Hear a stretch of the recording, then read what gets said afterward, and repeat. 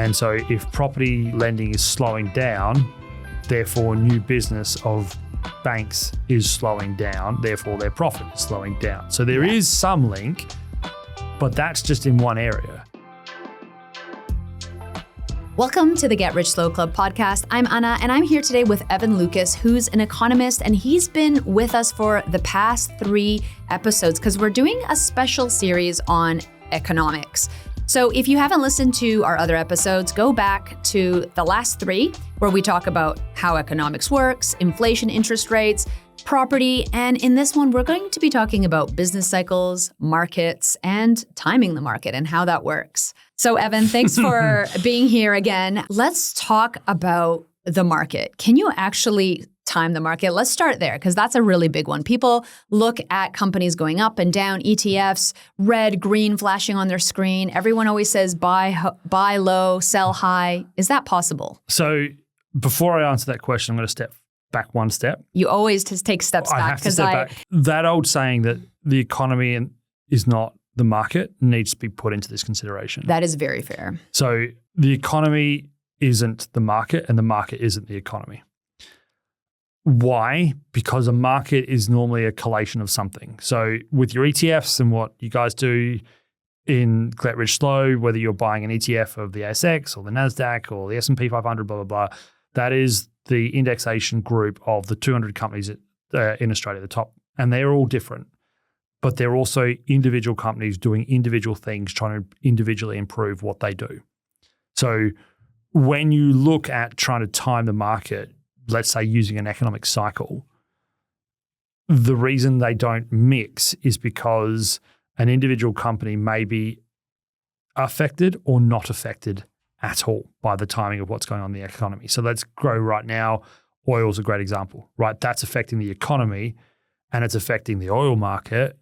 But if you look at things like the AI revolution in the US, it's on the way down, but it has nothing to do with oil. It's because things are overpriced.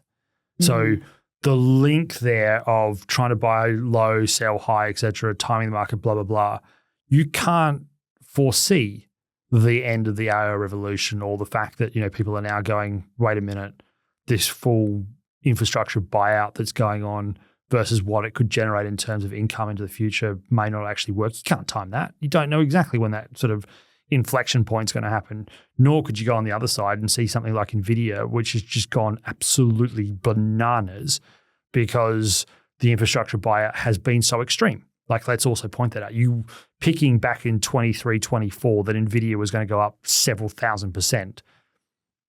Okay, you could see a bit of it, but not to the same level. It's all of that filters into that question, which is timing the markets is a mug's game, like in terms of, and it's proven time and time again. You just cannot know that, let's say today when we're recording this in mid-July, that we're at the absolute peak of the market.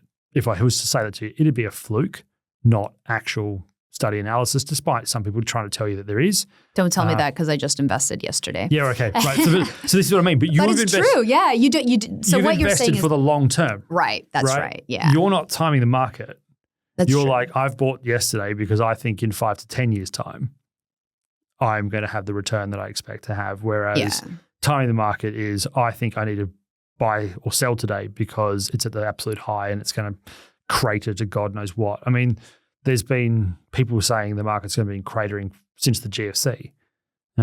There's been people saying that the market's going to the moon since God knows when. Neither of them are right. Yeah, we just don't know. So the market and the economy are 2 separate things. They're 2 separate things. So and do they reflect each other at all? Like sometimes. But again, why I say the market and the economy are 2 different things is, let's use Australia as an example. It is heavily skewed to financial services. Right? Yeah. So the economy click is what we discussed in the last episode around property. Financial services are very exposed to property. Why? Because they lend to property buyers. And so if property lending is slowing down, therefore new business of banks is slowing down, therefore their profit is slowing down. So there is some link, but that's just in one area. It's not the whole economy, right? Is it also because unemployment is rising and therefore people's risk appetite to borrow is going to come down? Yeah, probably. Or is it policy change that has changed negative gearing and therefore people are like back to the housing situation are less likely to borrow because they don't want to buy because it's not something that benefits them in that way. But on the flip side, oil prices are going up and therefore, the energy part of the sector of the market is going the other way. You then go into things like discretionary spending. Mm-hmm. Fascinatingly so, something like JB Hi-Fi is humming along. We're still buying products that we probably don't need at quite a regular rate, despite the fact that the economy is going the other way. So the link there is tenuous. Don't forget also, this is what I always come back to with them. I get this question is, you need to remind yourself, let's not go to the market, let's go granular again. Let's go to the companies that make up an equity market. Right, you are buying into a business when you buy into the equity market. It is an equity share of some form of institution. So you're like essentially when you're buying a share or an ETF is what you're saying in terms of equity. Yeah, correct. Yeah. So an ETF, all an ETF is doing is just brought it back is that you're providing money to another entity, an ETF provider. Oh, yeah. That will then take your money and evenly distribute across the index, ASX 200, with the market capitalization of that. Again, I know you guys discussed this, but realistically, they then go and buy those companies for you on your behalf. They're putting that equity into that business, that balance sheet of that company. Mm-hmm, mm-hmm. You are therefore a shareholder of BHP. You are therefore a shareholder of CBA. You don't have the same rights, a bit different, but essentially same thing. Let's take BHP. BHP's goal from the board, the CEO, CFO, all the way down to every single person that works in there, to some extent, is there to improve the output of BHP. That's what you've got to remember. At any point in the economic cycle, they are there trying to make that business better. Is it better, or they're trying to make that business make more money? You can interchange that, I would argue. Would you? Yeah. I would, yeah. So again, what is better? Fair call. Mm-hmm. I think the way to look at it is, are they trying to maximize shareholder value? Maybe that should be my answer for you. There you go. Okay? Yeah. So in short, yes, because that is the mandate that a board gives C-suite to do, to maximize shareholder value.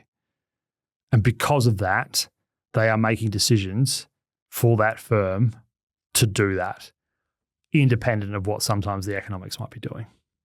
And that's where the non-link is in terms of what it is. So you then have that big question of, if they're trying to maximize shareholder value, why is it that in good times companies go backwards? Well, because they've made a bad decision for shareholder maximization, forgetting about future growth. Is that what it is? Because I know sometimes people will look at the economy and be like, the economy is doing great or it's doing poorly, but the share market is doing something completely different. Mm-hmm. And then people freak out, like, why isn't it the same? Like, if we're going backwards, shouldn't we be going backwards for both? But basically what you're saying is, if you have a company that is looking at its shareholders, it's going to work differently and think differently than what the rest of the market is doing, what unemployment is doing, what inflation rates are doing, what interest rates are doing. Yep. So business cycles, therefore, are different to economic cycles. Again, the other thing that might happen in a business is it wants to expand by mergers and acquisitions. So it wants to go and acquire other businesses to expand. Therefore, its exposure to the market could be different. Okay, the debt market, because of the RBA raising rates, actually means more expensive to them. Well, actually, why don't we just raise equity and go out to shareholders and go, we want to buy a company, we need to raise X capital, we'll make more shares, you can buy in more, and therefore the capital you give to us, we're going to go and buy that company. Yeah. So businesses have the ability to circumnavigate economic levers that we've discussed in the first 3 episodes better or differently to other parts of that space. So why markets are so fascinating is that's how they can ignore what's going on in a cycle. Again, if you look at the market during COVID, like, what an astonishing thing. An economic health crisis saw the market tank initially. When businesses turned around and said, actually, we haven't seen a major impact on us, the market took off because it got it wrong. It was such a short-lived dip Short-lived too. dip, How long was that? Yeah, it was very short. Don't forget, markets are technically irrational because, again, they're investors buying and selling in and out. It comes back to the behavioral thing as well and sentiment. The other theory is this. Don't forget, markets are pricing or buying and selling today for what they think the business will be in 12 months into the future. That's the economic theory. That's the market theory, which is that they are pricing 12 months ahead. There's already a problem with that, which is that how the hell do we know what the next 12 months is? That's what I was going to say. I was like, how do you even know? So have you heard of a forward PE? Forward price to earnings. So one of the big things is forward price to earnings ratio. So we think on current price versus their forecasted earnings, this is what the ratio is. The PE ratio. Yeah.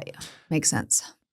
That's because the company's told you that they think over the next 12 months they're going to get X. Yeah, but you don't know if that's going to happen. Yeah, but not only that, when they get it wrong, you all of a sudden see these big craters on share prices.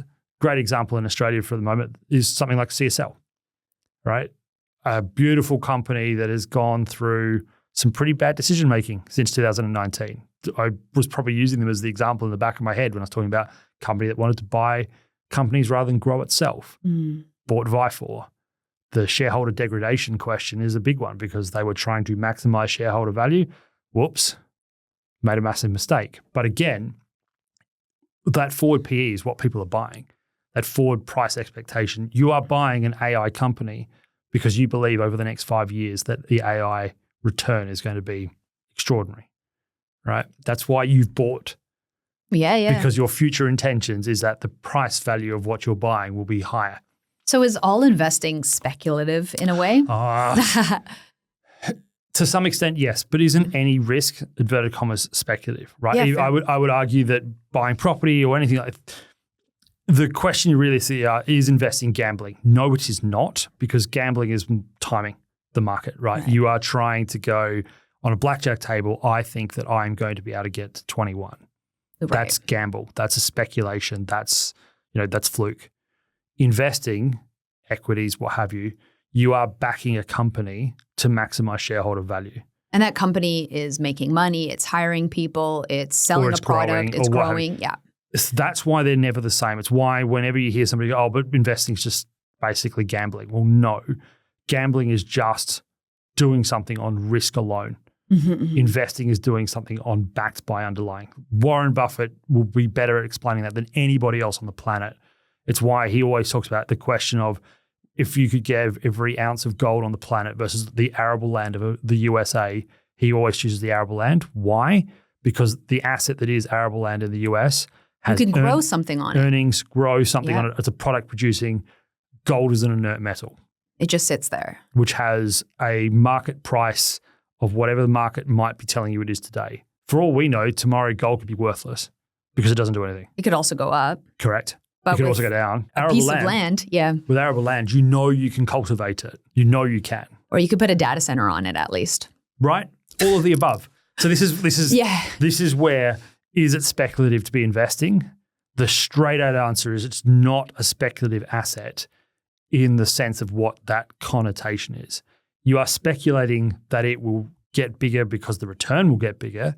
Yes, but you've at least got something you're investing in. There's an asset behind it. Gambling has no asset behind it at all. Now, I know you can hear something we're straying into that gets quite sort of, again, online issues.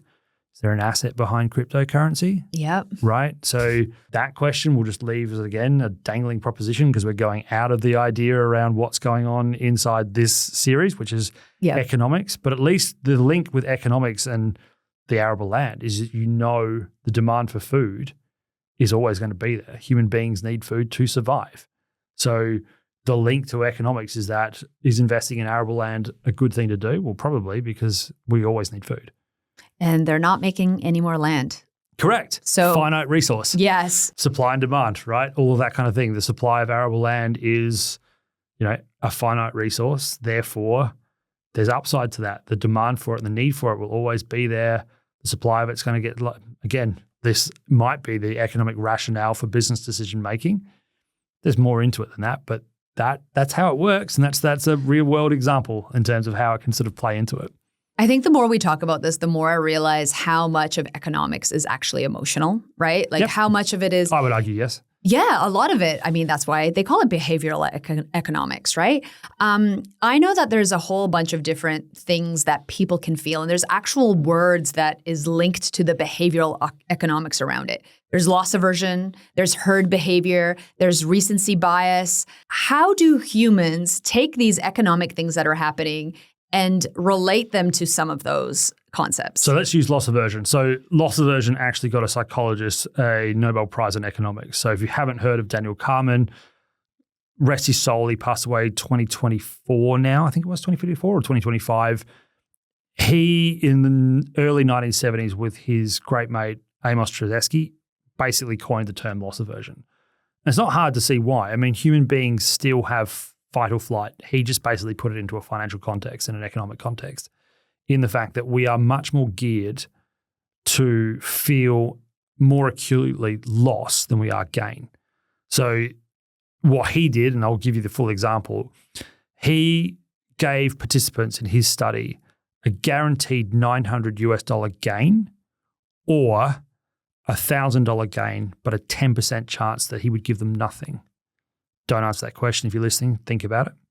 What he then did was he flipped that and said, I guarantee I will take $900 off you, or I'll take $1,000 off you, but I'll give you a 10% chance you will lose nothing. Wow, I feel so differently just hearing those two. Like you can't help but emotionally feel differently hearing those two scenarios. Correct, right?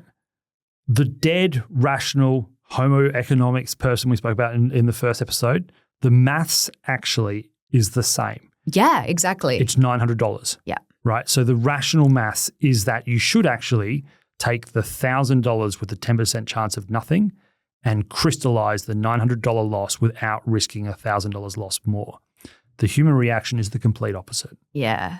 So the majority of the participants would take the guaranteed $900 and they would, getting back to what you said before, gamble the opportunity to not lose anything because the acute loss is much, much higher. That's how he proved loss aversion. Yeah. We will take a gambling risk to lose nothing, despite the fact that actually the rational maths is you're going to lose. You are going to lose. Just crystallize it and walk away with the $900 loss.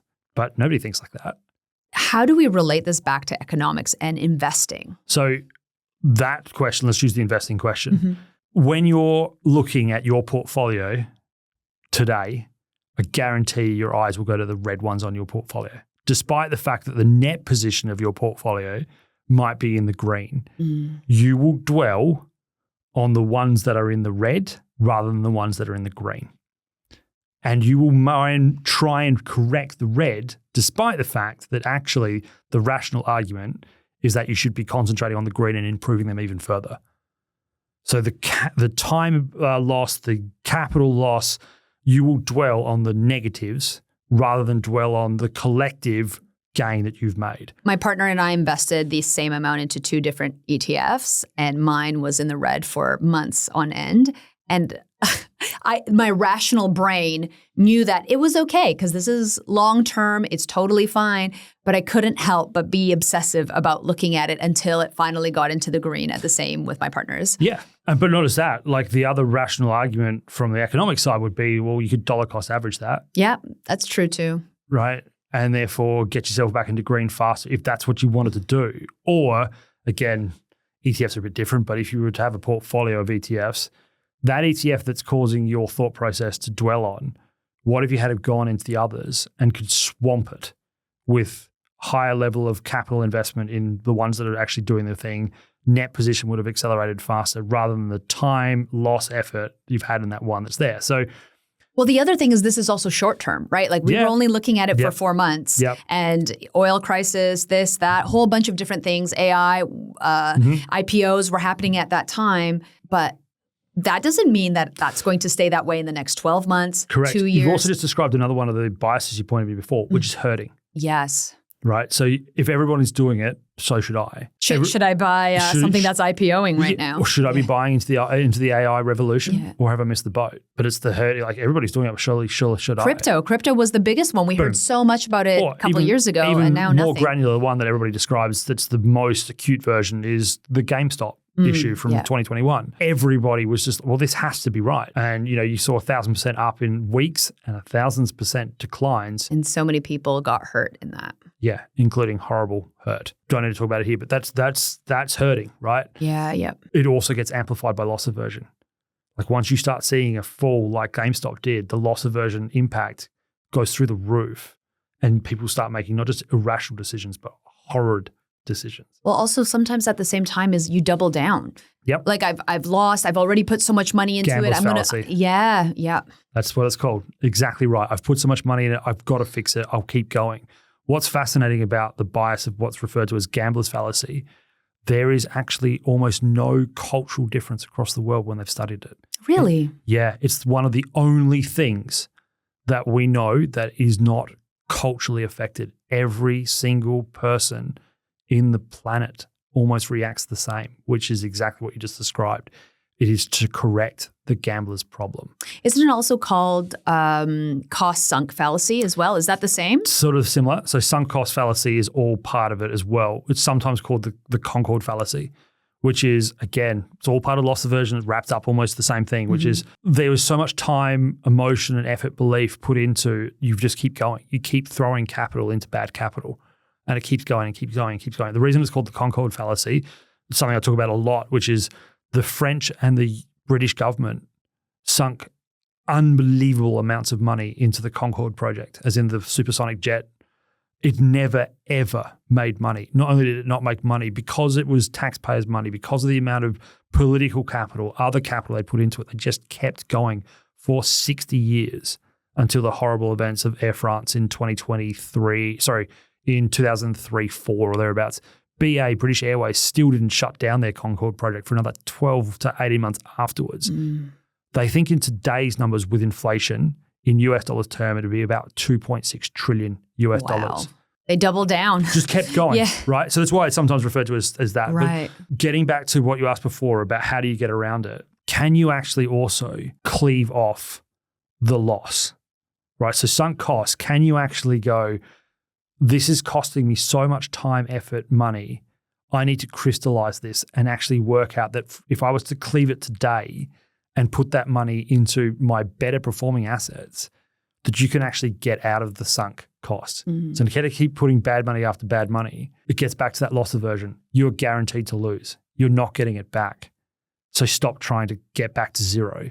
Cleave the loss and actually start putting it to the $1,000 guaranteed that you're getting, or the $900 guaranteed, because the $1,000 with 10% chance of nothing is actually the better option.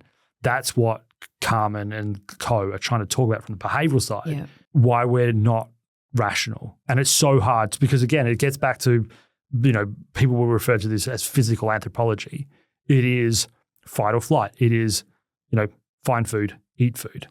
Money is food.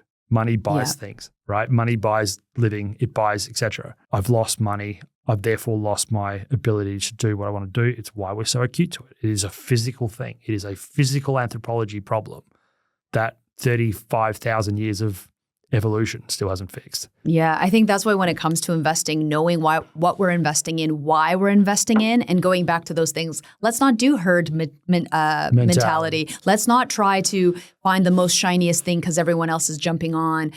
Knowing why we're investing, what our goal is, sticking to that is really, really important. And then going back to the whole concept of this whole series has been the economy is what it is. You can change things individually, you can change as a business, but don't link the economy to the investing that you're doing. But also understand the economy, like markets, has cycles. And there will be things that will come around that will fix it or make it worse. And understand controlling what you can control is probably the answer out of everything that we've spoken about in this series. Business cycles are business cycles. Economic cycles are economic cycles. Investing cycles are investing cycles. We're all caught up in the same thing. But what we can control is ourselves. Correct. And therefore, if we can control ourselves as reasonably as possible, the positive outcome that will have to the business cycle, the investing cycle, and the economic cycle is clear.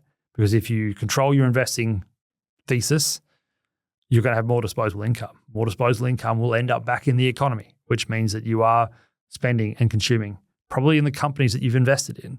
It also means that the business cycle will improve because they're actually seeing more and more product that they're selling being bought. That's the link. That's the circle we've been describing through this 4-episode series. Evan, it's always such a pleasure chatting with you, especially about the economy. I feel like I've learned so much, and everyone who's listened has probably gained more insight into what an economist does. Thank you so much for coming on. It's been a pleasure. Thanks, guys. All right. Cheers. Thanks so much for joining us. If you found this episode helpful, please rate us 5 stars, write a review, or share with a friend. If you're new to investing, make sure to listen to our first 10 episodes. Follow us at Get Rich Slow Club, or Tash at Tash Invests, or me at Anna Crisina. The Get Rich Slow Club podcast is a collaboration between Tash Etchman from Tash Invests and Anna Crisina from Perler. Knowledge is power, especially when it comes to investing, so make sure to check out our financial services guide and read the product disclosure statements and target market determination for any investments you're considering. See our show notes for more info. Any advice is general and does not consider your financial situation, needs, or objectives, so consider whether it's appropriate for you. This show was brought to you by Natasha Etchman, who is a corporate authorized representative, number 1317713 of Rask Licensing Proprietary Limited, and Perler, who's an authorized representative 1281540 of Sanlam Private Wealth, AFSL 337927. The Get Rich Slow Club acknowledges the traditional custodians of the land we record on, from coast to coast across land, waters, and communities. We pay our respect to elders past, present, and emerging.